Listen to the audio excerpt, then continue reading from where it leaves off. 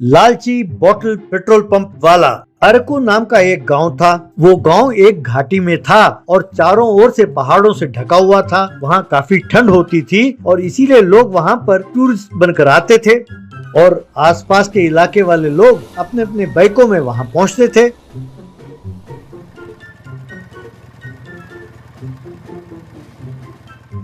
मनोज नाम का उसी गांव का एक व्यक्ति बोतलों में पेट्रोल बेचता था। मनोज पेट्रोल में केरोसिन मिलाकर उसे बेचता था, इसलिए उन गाड़ियों में धुआं बहुत निकलता था, लेकिन मजबूर होकर लोगों को वही पेट्रोल भरना पड़ता था।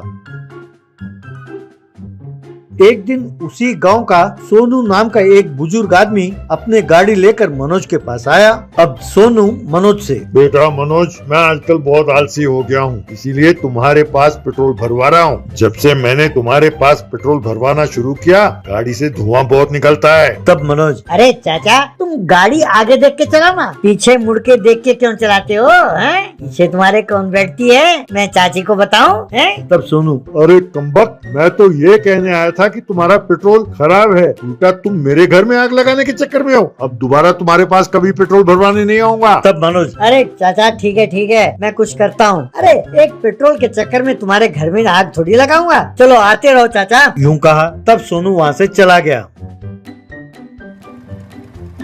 एक दिन उसी गांव का मैकेनिक जिम्बो मनोज के पास आया। जिम्बो मनोज से, अरे मनोज, कितने दिन तुम यूं ही पेट्रोल में केरोसिन मिलाकर बेचते रहोगे? ऐसी छोटी मोटी चोरियां क्यों करते हो? मेरे पास एक बहुत बड़ी आइडिया है। तुम्हारे पास पेट्रोल भरवाने जो आते हैं, उन गाड़ियों में केरोसिन की जगह डीजल मिलाकर बेचो। बस ऐसा करने से सारी गाड़ियां बहुत जल्द बंद हो जाएंगी। तब वे सारी गाड़ियां मेरे ही पास आएंगी। यूं उन गाड़ियों को रीबोर करना होगा ना। उन पैसों में आधा हिस्सा तुम्हारा, आधा मेरा। क्यों, क्या कहते हो? तब मनोज, अरे यार, मैं तो तुम्हें कुछ और ही समझा था। तुम तो भाई कलाकार हो, जादूगर। चलो ठीक है, अरे अपने पैसे बच जाएं, इससे बढ़िया और क्या होगा? इस तरह अगले दिन से मनोज पेट्रोल के साथ साथ थोड़ा थोड़ा डीजल मिलाकर बेचने लगा। इस तरह डीजल मिलाने के बाद वे गाड़ियां 1 घंटे में ही बंद हो जाती थीं।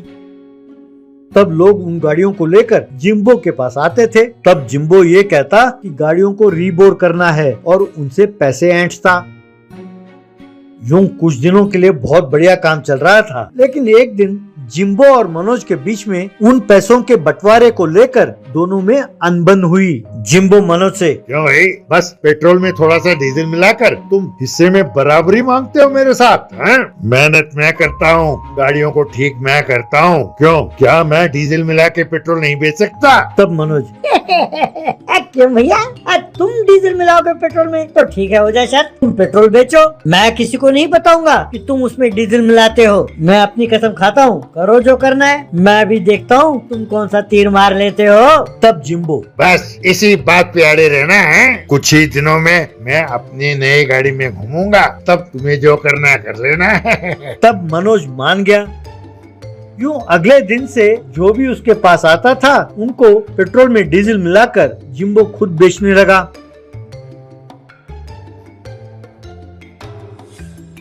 तब अरकू आने वाले सारे गाड़ियां आधे रास्ते में ही जाम हो जाती और गाड़ियां सड़क पर ही बंद हो जाती। तब सब लोग जिम्बो के दुकान पर ही सब गाड़ियों को लाकर वहां सर्विसिंग के लिए छोड़ जाते। तब एक ही समय इतने सारे गाड़ियां जिम्बो के गैराज में भर गयी। ये देखकर बहुत खुश होकर जिम्बो मनोज के पास गया और उससे कहने लगा, क्यों भाई पेट्रोल बॉय, देखा मेरा टैलेंट है। अब तुम अपना दुकान बंद कर लो भैया, किसी और गांव में जाकर अपना धंधा शुरू करो। तब मनोज, अरे पगले, जब तुम गाड़ी में बैठने की बात कर रहे थे तो मैंने सोचा पता नहीं क्या कह रहे हो, तुम पुलिस की गाड़ी में बैठने की बात कर रहे थे क्या? अरे भाई, अब मैंने तो ऐसा नहीं सोचा था।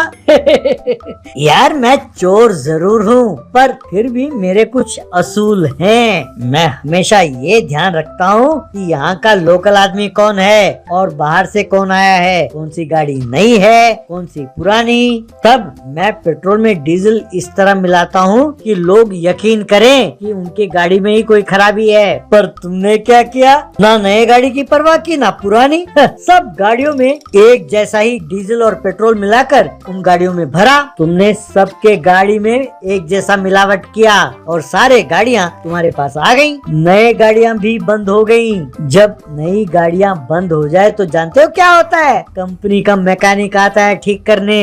वो पूरी गाड़ी को चेक करेगा और तुम्हारे डीजल मिलाने की कहानी सबको सुनाएगा। तब वो सोचेंगे उन्होंने ये पेट्रोल खरीदा किसके पास, तब नाम आएगा तुम्हारा। उन्हें पता चल जाएगा कि तुमने उनके साथ धोखा किया है। तब वो सीधा पुलिस के पास जाकर तुम्हारे खिलाफ कंप्लेंट करेंगे। तब वो तुझ जैसे कमीने की खूब बढ़िया सेवा करेंगे। क्यों, मैंने ठीक कहा ना?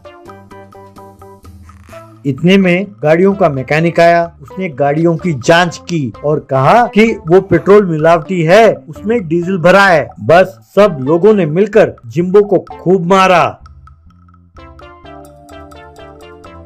और उसे पुलिस के हवाले किया। ये देखकर मनोज हंसने लगा। बाद में पुलिस जिम्बो को जीप में बिठाकर ले गई।